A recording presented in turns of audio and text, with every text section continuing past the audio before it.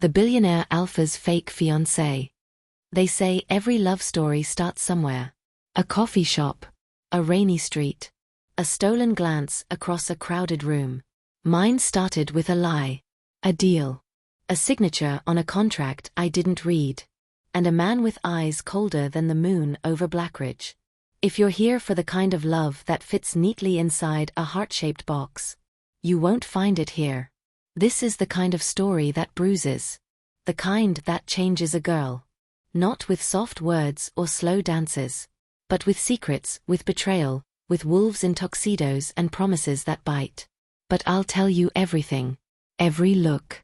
Every fight. Every time I tried to leave and he made me stay. Because I wasn't supposed to fall in love with him. And he sure as hell wasn't supposed to fall for me. But we did. God help us, we did. And it started the night I walked into Blackthorn Manor. Wearing a silver dress I had no business fitting into. Pretending to be his fiancée. This is my story. And I'm not leaving anything out. My name is Eliana Holloway. And this is how it all began. The car that picked me up wasn't the kind you flagged down. It was sleek. Black. Tinted windows that made it feel like you were inside a secret. The driver didn't say a word. Just nodded at me like he already knew my name, then opened the door. I almost didn't get in. I mean, I stood there on the curb for a full 3 seconds, holding my backpack like a shield and wondering what kind of idiot climbed into a rich man's car after signing a deal she barely understood. But I got in. Because I needed the money. Because my sister was sick. Because I didn't have time to be scared. The seat swallowed me whole. Leather. Heated.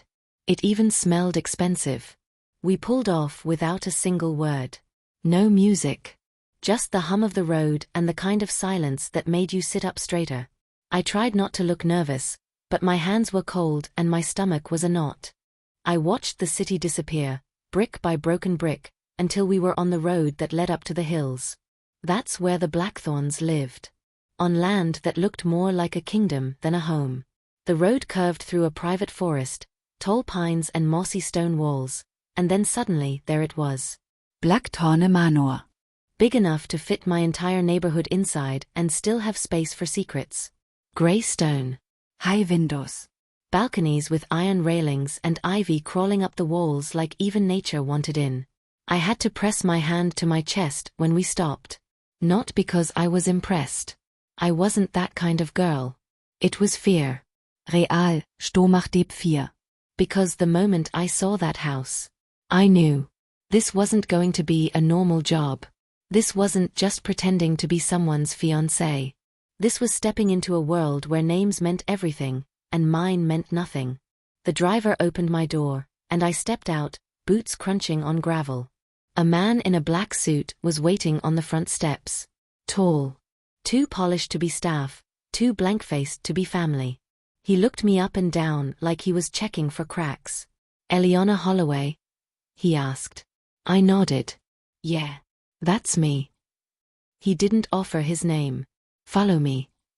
Inside, the house was colder than I expected. Not temperature-wise, just emotionally.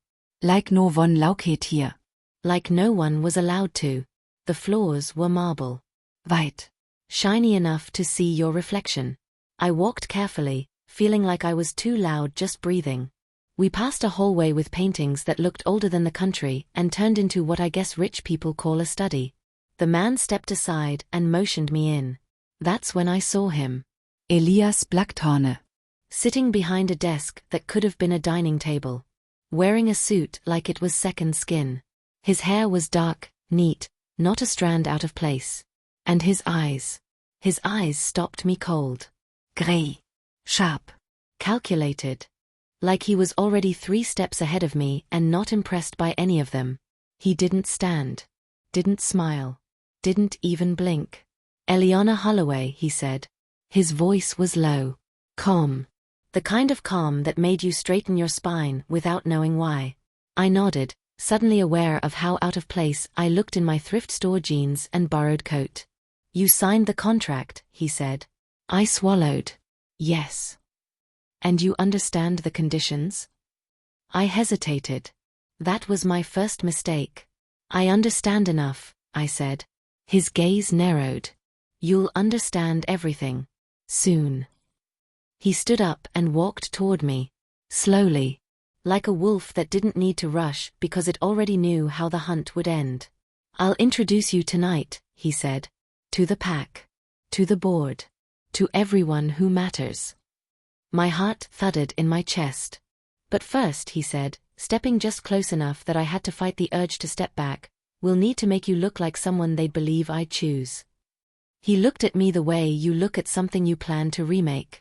And for a second, I forgot why I came. Forgot about the check. Forgot about my sister. Forgot about everything. Except those cold, calculating eyes. From now on, he said, you're Eliana Holloway, my fiancée. Speak when spoken to. Smile when necessary. And remember, everything you say reflects on me. He turned back toward his desk like he was done with me already. 1 year, he said. And just like that, my freedom had a deadline. The first thing they did was take my clothes. Not by force, not like that. But the second Elias Blackthorne left the room, a woman walked in with a tape measure, a tablet, and a look on her face like I was a to-do list she didn't want to deal with. Follow me, she said. I followed. She didn't give me her name, just led me down another hallway that smelled like money and lemon polish. We ended up in a room that was bigger than my entire apartment. No furniture except a white pedestal in the center and 3 tall mirrors angled around it. Strip, she said, without looking at me. I blinked. Excuse me. She tapped the tablet. We don't have time. Measurements, fitting, photos. There's a gala tonight. I froze. Tonight. She looked up then. You really don't know what you signed up for, do you? I didn't answer. Because no, I didn't. I was told I'd be pretending to be someone's fiancée. That I'd live in a big house. That I'd be paid monthly, and at the end of 1 year, I'd walk away with more money than I'd ever seen in my life. Enough to cover my sister's treatment. Enough to disappear if I wanted to. But no one said anything about galas. Or pack introductions. Or standing on a pedestal half-naked while a stranger judged the slope of my shoulders. I peeled off my sweater and jeans, slowly, trying not to shake. She barely glanced at me, just made a few comments under her breath and typed something into the tablet. You're lucky you're pretty, she muttered. He usually picks them taller. I didn't know he had a type, I said, dry. She raised an eyebrow. You think you're the first girl to play fiancée? I didn't answer. Because I didn't know what was worse, being the first or just one in a line of girls who made deals with wolves. She handed me a silk robe and gestured toward a rack of gowns. Try these. I'll send photos to Mr. Blackthorne. He'll pick the one he wants you to wear tonight.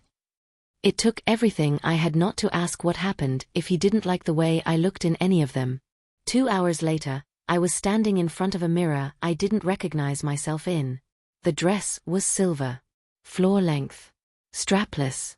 Tight through the waist and hips with a soft flare at the bottom. It shimmered every time I moved, like moonlight caught in fabric. My hair was curled and pinned. My lips were painted red.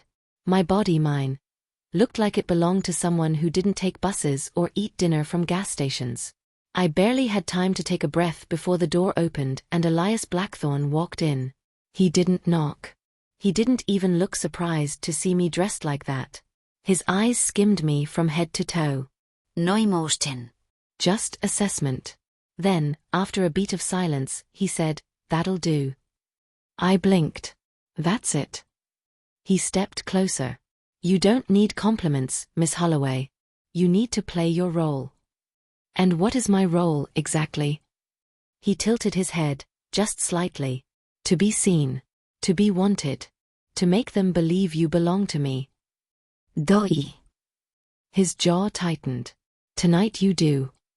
He offered his arm. The car's waiting. I didn't move. Eliana, he said, voice a shade lower. You made a deal. 1 night won't kill you. I slipped my hand through his arm. His suit felt like steel under my fingers. Sharp lines, expensive fabric, zero warmth. We walked down the hallway like strangers tied together by a string too tight to break.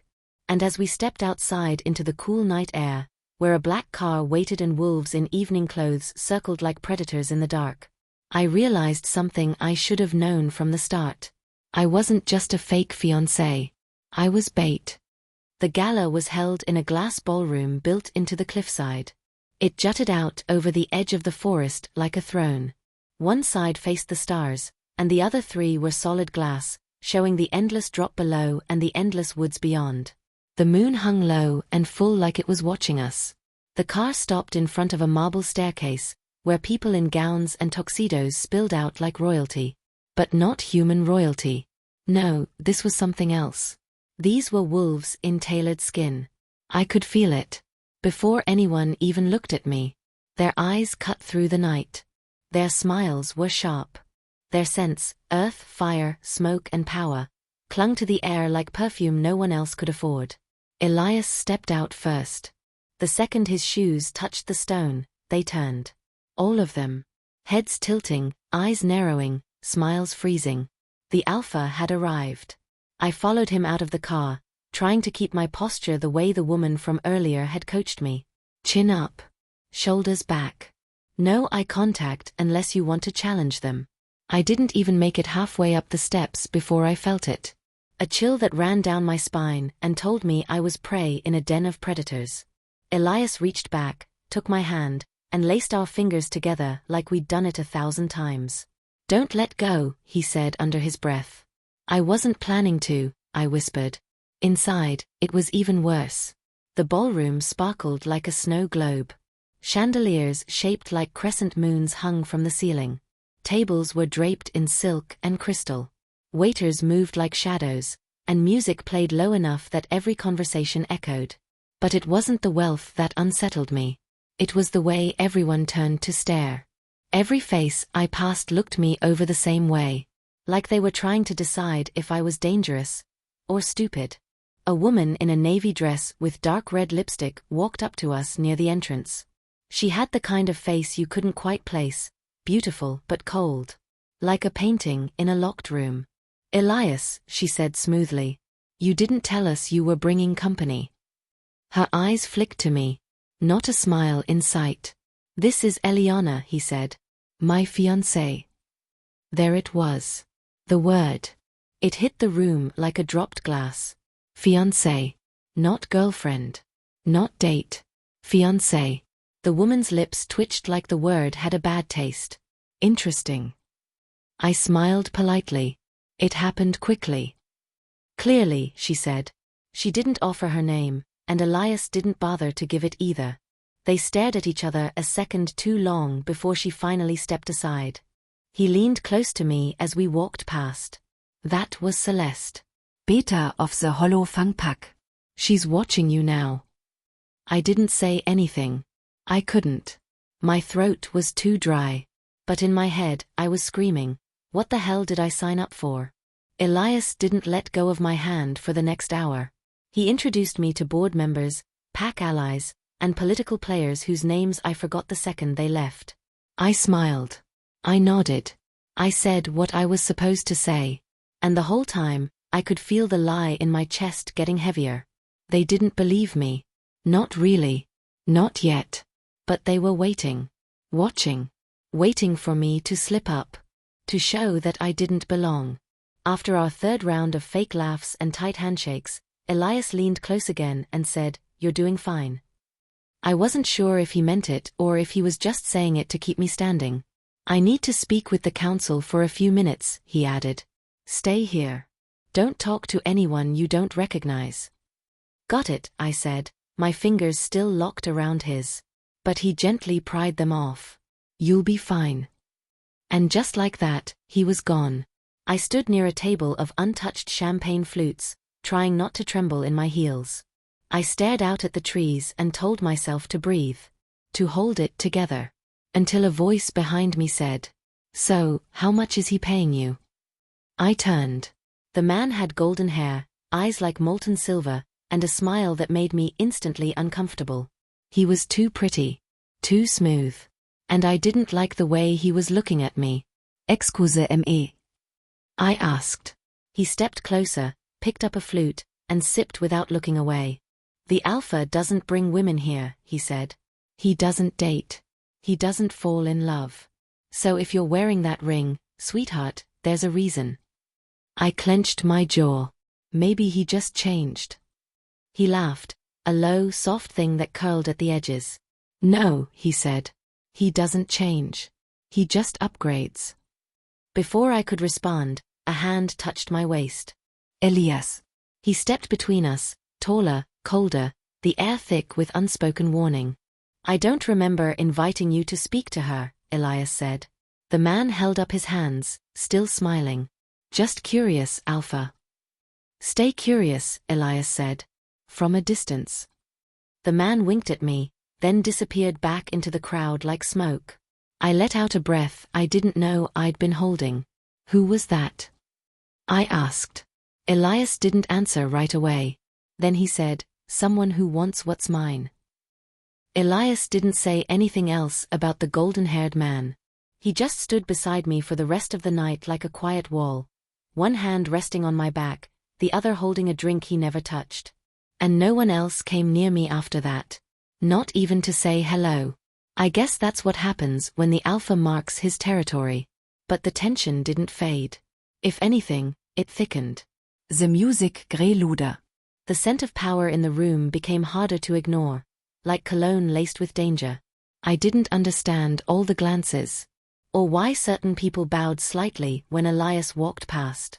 Or why the word council seemed to make even the confident ones straighten their posture. But I understood enough to know this wasn't just a party. It was a stage. And I was the prop everyone was waiting to see break. When we finally left, I couldn't breathe right until the car doors shut.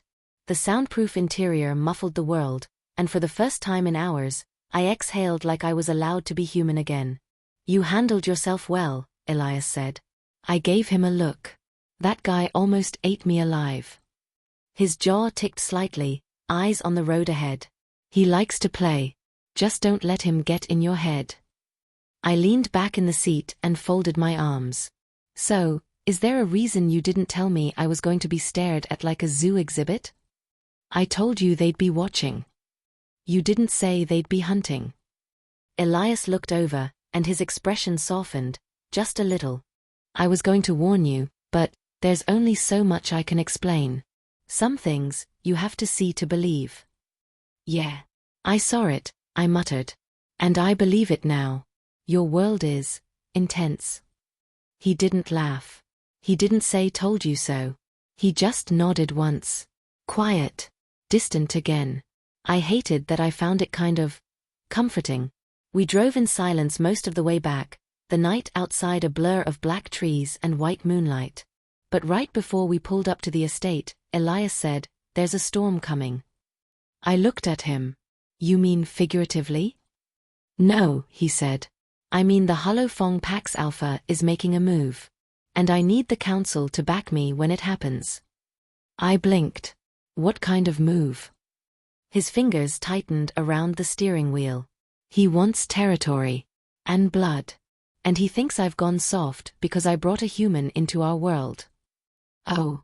So that's what this was really about. Not just power plays. Not just fake rings and smiling lies. This was war.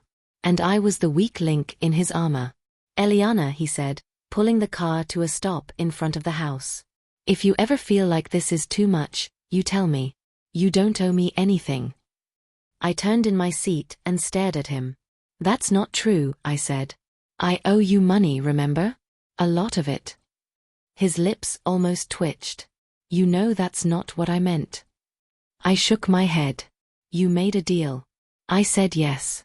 I'm not backing out just because some rich wolves don't like the new girl. He looked at me a second longer.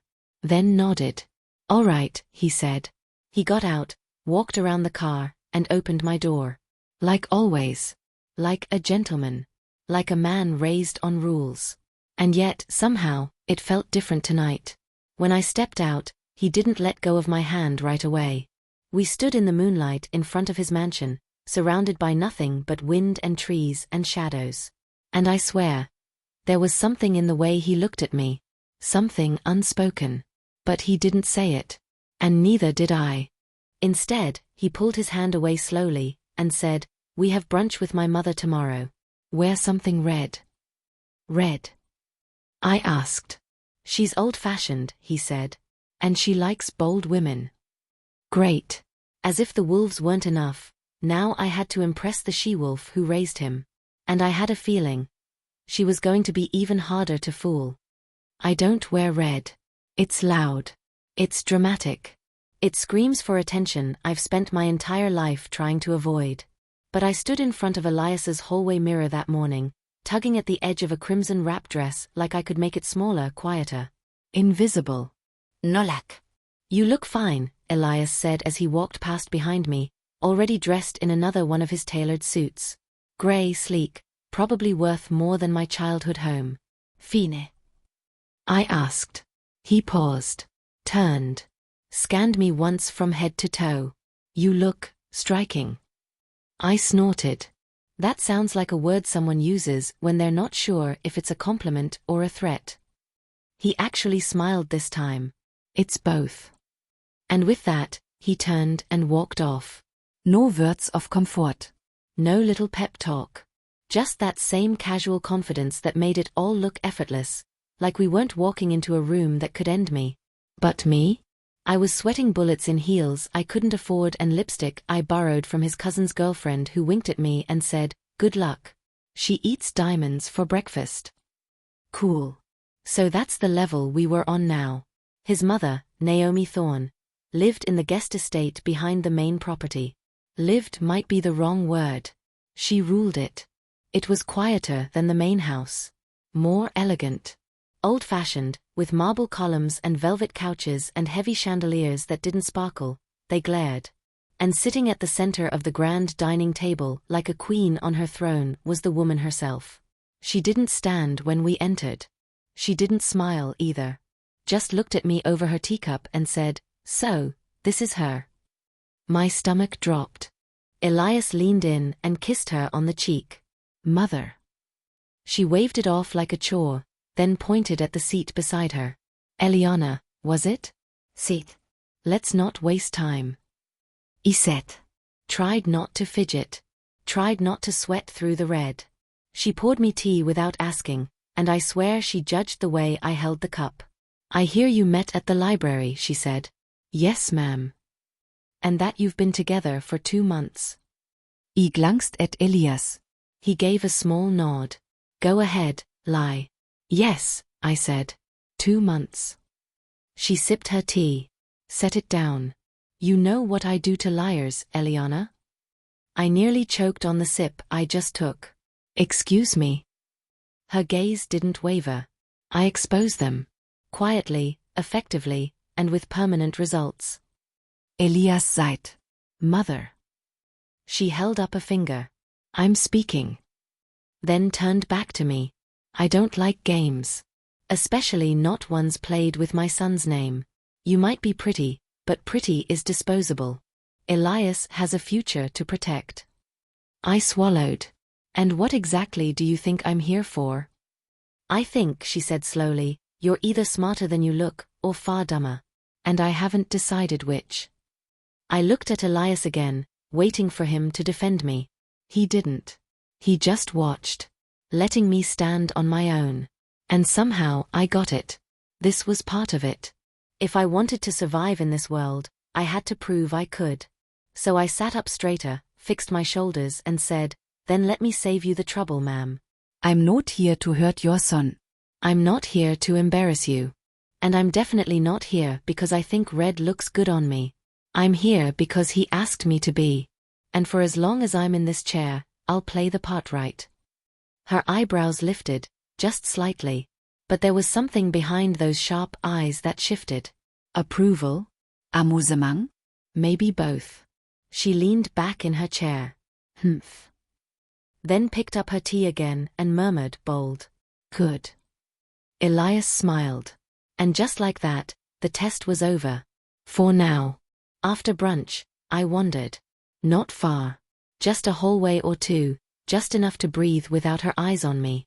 Naomi Thorne had a presence that lingered even after she left the room, like her perfume was made of judgment and cold roses. I needed air. Or maybe a moment to remember who I was before this marble mansion swallowed me whole. The house behind the main estate was older than it looked. Every painting had a plaque. Every chair was probably older than my grandmother. There were old books lining the shelves and ancient photographs on the walls. Wolves in suits, posing beside humans like some kind of dark fairy tale. It was beautiful. And terrifying. I turned a corner and stopped when I heard voices. Low, clipped, careful. I don't know why I leaned in closer. I guess curiosity isn't just for cats. It's for broke girls pretending to be rich men's fiancés, too. She's not marked, a woman said. She's not one of us, someone else replied. She's temporary. There was a pause, then a sigh. She'll cause cracks. Elias knows better. I froze. It wasn't just judgment. It was strategy. They weren't gossiping. They were calculating. Discussing me like I was a risk they could eliminate if needed. I stepped back. My heel clicked against the marble. Silence. Then footsteps, fast, purposeful, headed straight for me. I didn't wait. I turned and walked the other way like I hadn't heard a thing. Like I hadn't just realized I was sitting in the middle of a chessboard, and every move I made was being watched. When I made it back to the front of the estate, Elias was waiting by the car. He glanced at me. You look pale. I'm fine, I said. Your mother loves me. He raised an eyebrow. I shrugged. Or at least she didn't throw hot tea in my face. So, progress. He opened the door for me again, and I slid in without another word. But the silence between us wasn't comfortable this time. It was heavy, tense. Unspoken things pressing against the inside of my chest like they wanted out. Halfway back to the main house, I couldn't take it. Why am I really here? I asked. Elias didn't look surprised. He didn't even flinch. You're here because I need you to be. That's not an answer. He pulled the car over, turned to me. His eyes weren't cold this time. They were sharp, focused. There's a vote coming, he said. The council is deciding whether I stay Alpha or not. They're questioning my strength, my loyalty to tradition. Bringing a human into the house? Into our politics? That's not just personal. It's political suicide. Unless. Unless what? Unless I convince them it's love, he said. That I've chosen to mate outside the bloodline. Because I found someone strong enough to survive it. My throat went dry. So I'm a statement, I whispered. A symbol. You're my fiancé, he said calmly. That's the only thing that matters. I laughed, but it sounded shaky. You know I didn't sign up to be the centerpiece of your rebellion, right? I know. And if I crack? If I run? He looked at me, really looked at me. Then I lose everything. It wasn't a threat. It was the truth. And for the first time, I realized I wasn't the only one at risk. 3 days later, I was told to wear white. No explanación. Just a folded dress left on the edge of my bed and a handwritten note in Elias's messy, slanted handwriting, be ready by sunset. I stood in front of the mirror, again, holding the fabric like it was a costume from someone else's life. The dress wasn't flashy. No glitter, no high slit, no deep neckline. It was simple. Soft, long-sleeved, ankle-length. Something that whispered tradition in a language I didn't speak. I had barely zipped it up when there was a knock at the door. Elias didn't wait for an answer. He stepped in, already dressed in black from head to toe. He looked older in that moment. Not tired, just heavier, like the night meant something I wouldn't understand until it was already too late. You ready? He asked. No, I said. But let's go anyway.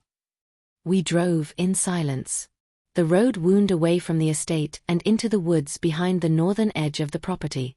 It felt like we were leaving the modern world, asphalt turning to dirt, mansions fading into trees, and cell signals dying somewhere between almost there and you sure about this? By the time we stopped, the sun was bleeding into the treetops. There was a clearing ahead, circular, surrounded by thick oaks and massive stones marked with ancient carvings I didn't recognize. Dozens of people, all dressed in black, stood in a loose ring. Silent. Still. I recognized some of them. Others just stared. But not one smiled. Elias took my hand. "You don't have to say anything," he murmured. "Just stand with me." "Is this safe?" I whispered. "No," he said. "But it's necessary." Cool. Comforting as always. A tall man stepped forward from the center of the ring. Long gray hair. Eyes like cracked ice. This, I knew, was Council Elder Maddox. He looked at Elias, then at me. "A human," he said, with no attempt to hide the disgust. Elias nodded once.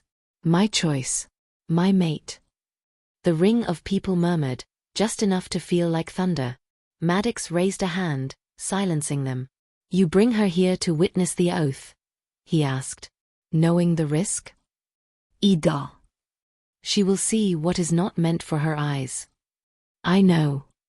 She may not walk away unchanged." "She already isn't," Elias said. There was something in his voice when he said it, not just defiance. Sadness. Fear, maybe. Or something older. The elder stepped aside. The ring opened. And Elias pulled me forward. We stood in the center now, surrounded. I didn't know where to look. Every eye was on us. Some full of fire, others stone cold. But all of them, waiting. Then, without a signal, the wolves began to shift. It wasn't violent like the movies. No bones snapping in screams. It was slower, stranger. Clothes fell to the earth. Skin shimmered. Limbs bent and blurred. One by one, fur bloomed from flesh, and the black circle turned into a ring of silver, gray, and midnight wolves, silent, massive, and terrifying. Except Elias. He didn't shift. He stayed beside me, human, breathing hard through his nose like he was holding something back. The elder stepped into the center again, barefoot now, shirtless, his body lined with deep, ancient scars. He raised a blade. Not toward us. Toward himself. He cut his palm. Let the blood drip into a stone basin at the center. Then he spoke in a language I didn't know. Low. Ritualistic. Powerful. The wolves howled. The sound crawled into my bones and stayed there. I schuld we ben afraid. But weirdly, I wasn't.